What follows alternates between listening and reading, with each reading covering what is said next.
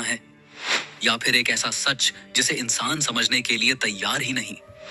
आज हम चलेंगे एक ऐसे सफर पर जहां हम दुनिया के सबसे रहस्यमय राजों को एक्सप्लोर करेंगे, ऐसी चीजें जिनका जवाब आज तक किसी के पास नहीं।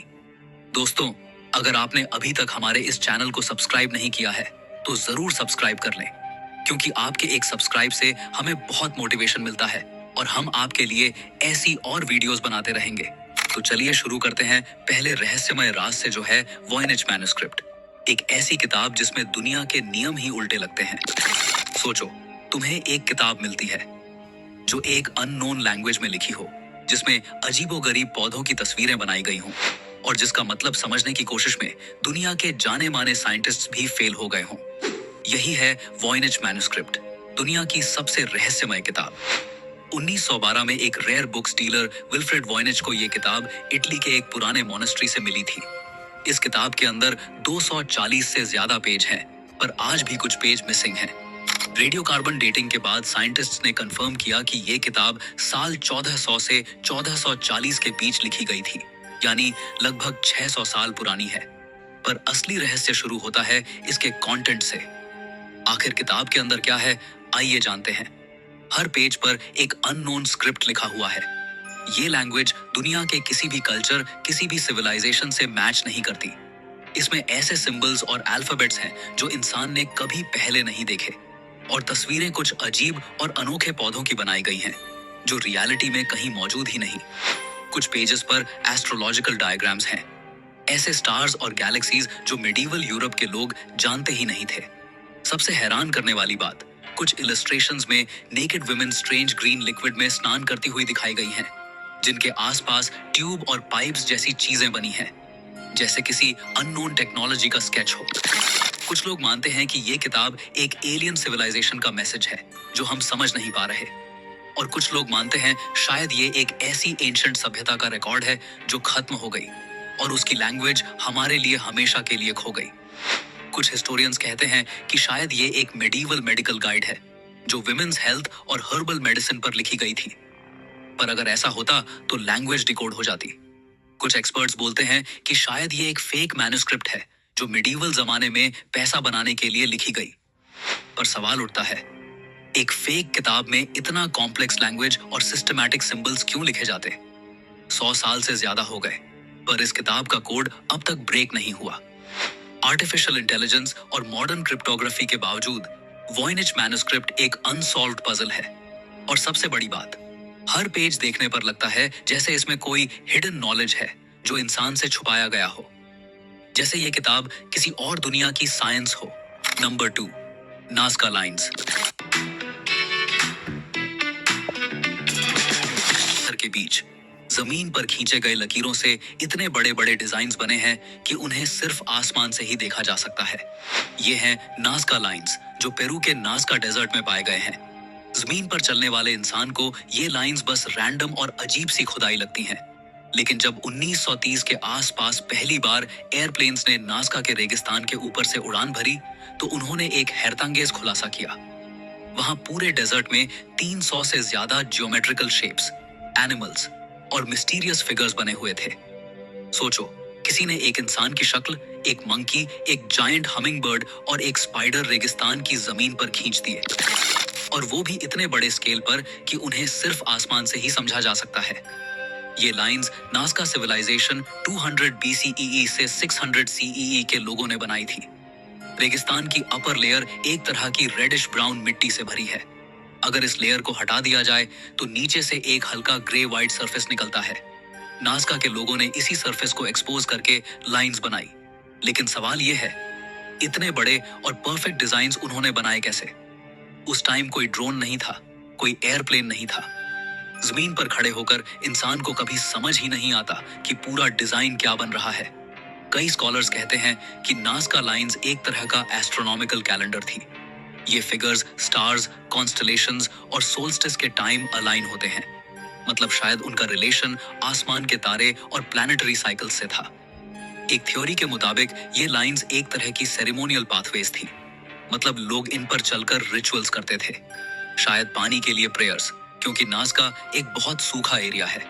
सबसे पॉपुलर और थ्रिल वाली थ्योरी ये है कि ये लाइंस किसी एलियन सिविलाइजेशन के लिए बनाई गई थी, एक तरह के लैंडिंग मार्क्स जिससे वो आसमान से आइडेंटिफाई कर सके, क्योंकि उस तरह की स्केल और परफेक्शन बनाना इंसान के लिए उस टाइम ऑलमोस्ट इम्पॉसिबल लगता था। कुछ एक्सपर्ट्स कहते हैं कि ये एक तरह का अंडरग्राउंड वाटर मैप था।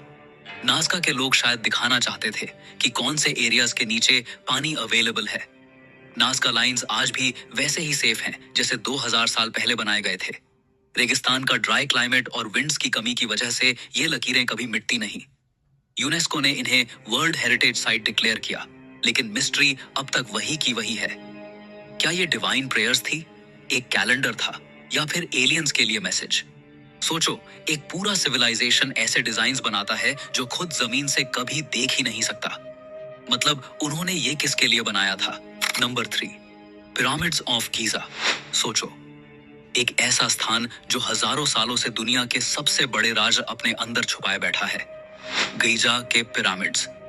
ये पिरामिड्स सिर्फ एक मकबरा या आर्किटेक्चर का कमाल नहीं है, बल्कि एक अनसॉल्व्ड मिस्ट्री का समुद्र है।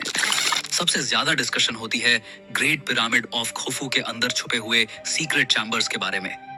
जब इस पिरामिड का कंस्ट्रक्शन हुआ था लगभग 4500 साल पहले, तब उसे इतनी एक्यूरेसी के साथ बनाया गया था कि आज के मॉडर्न इंजीनियर्स भी हैरान हो जाते हैं। 2017 में एक scientific project scan pyramids mission ने एक ऐसा डिस्कवरी किया जिसमें म्योन रेडियोग्राफी टेक्निक का यूज हुआ। ये एक तरह की कॉस्मिक रे इमेजिंग है जो वॉल्स के अंदर छुपे स्पेसेस को डिटेक्ट करती है। और तब साइंटिस्ट्स ने कंफर्म किया कि खुफू के पिरामिड के अंदर एक बड़ा हिडन वॉइड एग्जिस्ट करता है, लगभग एक कमर्शियल एयरप्लेन जितना लंबा। अब सवाल उठता है, ये चैम्बर किस काम का था? कुछ लोग कहते हैं कि ये एक कंस्ट्रक्शन कॉरिडोर था जो पिरामिड बनाते वक्त इस्तेमाल हुआ और बाद में सील कर दिया गया। दूसरे रिसर्चर्स मानते हैं कि ये एक रॉयल बरियल चैम्बर हो सकता है जिसमें अभी तक किसी को घुसने का मौका नहीं मिला। और कुछ थ्योरिस्ट्स का मानना है कि ये चैम्बर एंशिएंट टेक्नोलॉजी या फराओ के खजाने का सीक्रेट वॉल्ट हो सकता है। और मिस्ट्री और गहरी तब हो जाती है जब ये पता चलता है कि पिरामिड के अंदर आज तक ऐसे नैरो शाफ्ट्स और कॉरिडोर्स भी हैं जिनका पर्पज किसी को समझ नहीं आया। जैसे एक शाफ्ट डायरेक्टली स्टार्स की अलाइनमेंट में बना हुआ है, जो इस बात की तरफ इशारा करता है कि इजिप्शियंस का एस्ट्रोनॉमी और आफ्टर लाइफ के साथ गहरा कनेक्शन था। पिरामिड्स के अंदर के चैम्बर्स का राज के अभी तक पूरी तरह सॉल्व नहीं हुआ। आज भी वहां एक्सपेरिमेंट्स और स्कैनिंग चल रही है, लेकिन अंदर फिजिकली एंटर करने की परमिशन नहीं दी जाती क्योंकि वो स्ट्रक्चर डिस्टर्ब हो सकता है। सोचो, अगर एक दिन ये चैम्बर्स ओपन हो गए तो क्या हमें एक खजाना मिलेगा, या फिर ऐसी नॉलेज जो इंसान की हिस्ट्री को हमेशा के लिए बदल दे? पिरामिड्स के अंदर छुपा ये सीक्रेट चैम्बर अभी भी दुनिया का एक ऐसा राजर है जो हर जनरेशन को चैलेंज करता है। Number 4, Easter island moai statues. Pacific ocean के बीच एक छोटा सा आइलैंड है ईस्टर आइलैंड, और यहीं खड़े हैं वो अजीब और बड़े बड़े मोआई स्टैच्यूज जिन्हें देखकर हर इंसान हैरान रह जाता है। वहां जमीन पर 13 फीट से लेकर 30 फीट तक के पत्थर के इंसान जैसे चेहरे खड़े हैं। कुछ का वेट 80 टन तक है, और ये सब स्टोन टूल से बनाए गए थे। मतलब ना कोई मशीन, ना आयरन, सिर्फ प्रिमिटिव टूल्स। सबसे बड़ी दिक्कत यह है कि इतने बड़े पत्थर काटकर उन्हें माउंटेन के क्वेरी से लेकर किलोमीटरों दूर तक कैसे ले जाए गए। वहां के लोकल्स कहते हैं कि स्टैच्यूज चलकर अपने आप जगह तक गए। ये बात सुनने में अजीब लगती है, लेकिन इसी वजह से मोआई स्टैच्यूज और भी ज्यादा मिस्टीरियस हो जाते हैं। कुछ आर्कियोलॉजिस्ट्स कहते हैं कि शायद वो लोग रोप्स और वुडन लॉग से खींच कर लाए होंगे, लेकिन प्रैक्टिकल एक्सपेरिमेंट्स करने के बाद भी आज के मॉडर्न लोग इन्हें मूव करने में स्ट्रगल करते हैं। फिर एंशिएंट आइलैंडर्स ने ये कैसे किया होगा? दूसरा बड़ा सवाल है, ये स्टैच्यूज बने क्यों? कुछ लोग कहते हैं कि ये एंसेस्टर्स की स्पिरिचुअल गार्डियंस हैं जो आइलैंड की रक्षा करते हैं। दूसरे कहते हैं कि ये पावर और अथॉरिटी दिखाने का एक तरीका था। और कुछ थ्योरीज ये भी कहती हैं कि शायद ये एक लॉस्ट सिविलाइजेशन का हिस्सा थे जो एडवांस थी और अपने साथ अपना नॉलेज लेकर गई। और भी डरावनी बात यह है कि रिसर्चर्स कहते हैं इन स्टैच्यूज के नीचे पूरे बॉडीज भी हैं, सिर्फ हेड्स नहीं। Head Out has the best torso parts भी मिलते हैं जो बताते हैं कि स्टैच्यूज असल में इंसान के पूरे शरीर का रिप्रेजेंटेशन थे। मतलब सेंचुरीज तक लोग समझते रहे कि ये सिर्फ बड़े हेड्स हैं, लेकिन सच और भी गहरा निकला। रात के वक्त जब हवा तेज चलती है और समुद्र की लहरों की आवाज आती है, मोआई स्टैच्यूज एकदम जिंदा जैसे लगते हैं, जैसे वो अपनी आंखों से तुम्हें घूर रहे हों। Number 5, Bermuda triangle. Atlantic ocean के एक हिस्सों में एक ऐसा ट्रायंगुलर एरिया है जिसे बरमूडा ट्रायंगल या डेविल्स ट्रायंगल कहा जाता है। इसके 3 पॉइंट्स हैं, फ्लोरिडा, बरमूडा और प्यूर्टो रिको, और इन तीनों पॉइंट्स को मिला दो तो बनता है एक विशाल समुद्री त्रिकोण, जिसमें कई जहाजों और हवाई जहाजों ने बिना किसी निशान के गायब होकर दुनिया को हमेशा हैरान कर दिया। सबसे ज्यादा मशहूर केस 1945 में हुआ था, flight 918। 5 American navy bombers training mission के लिए निकले थे। कम्युनिकेशन में उन्होंने बोला कि कंपास काम नहीं कर रहा, डायरेक्शन क्लियर नहीं हो रही। फिर कुछ घंटों बाद उनका कांटेक्ट डिस्कनेक्ट हो गया और उन सब के प्लेन्स बिना किसी ट्रेस के वैनिश हो गए। और सबसे हैरानी की बात, उन्हें ढूंढने जो रेस्क्यू टीम गई थी, वो प्लेन भी वहीं गायब हो गए। सिर्फ प्लेन्स ही नहीं, बल्कि अनेक शिप्स भी यहाँ से वैनिश हो चुके हैं। यूएसएस साइक्लोप्स एक बहुत बड़ा नेवी शिप जिसमें 300 से ज्यादा लोग थे, बिना किसी एसओएस सिग्नल के बरमूडा ट्रायंगल में खो गया। न तो कोई शिपरेक मिला, न कोई डेड बॉडी, बस एक पूरा का पूरा शिप हवा में गायब हो गया। कुछ साइंटिस्ट्स कहते हैं कि यहाँ के मैग्नेटिक फील्ड्स कंपास और नेविगेशन इंस्ट्रूमेंट्स को डिस्टर्ब कर देते हैं। Methane gas hydrates.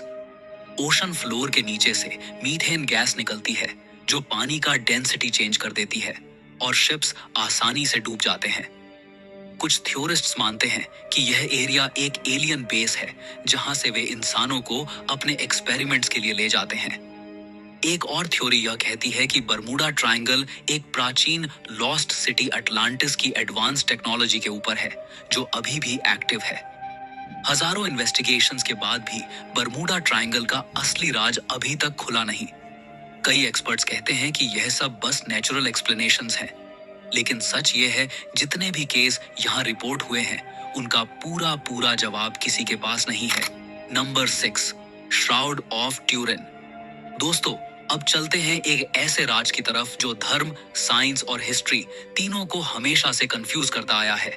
ये राज है श्राउड ऑफ ट्यूरिन, एक पुराना कपड़ा जो दुनिया भर में सबसे ज्यादा डिबेट और रिसर्च का सब्जेक्ट बना हुआ है। सोचो, एक ऐसा कपड़ा जो इतना पुराना है कि उस पर एक आदमी की पूरी बॉडी का फेंट सा इमेज दिखाई देता है।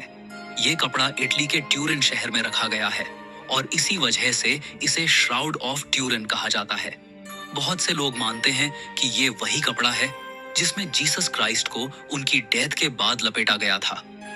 इस श्राउड पर एक लंबे दाढ़ी वाले आदमी की पूरी बॉडी की आउटलाइन नजर आती है, जैसे किसी ने फोटो खींचकर कपड़े पर छाप दी हो।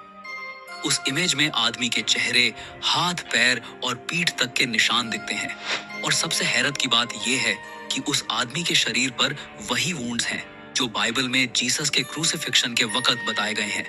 हाथों और पैरों पर कीलों के छेद, पीठ पर मार के निशान और सिर पर कांटों का ताज। साइंस ने इसको समझने की बहुत कोशिश की है। 1988 में कुछ साइंटिस्ट्स ने कार्बन डेटिंग टेस्ट किया और बोला कि श्राउड सिर्फ 700 साल पुराना है, मतलब जीसस के टाइम का नहीं हो सकता।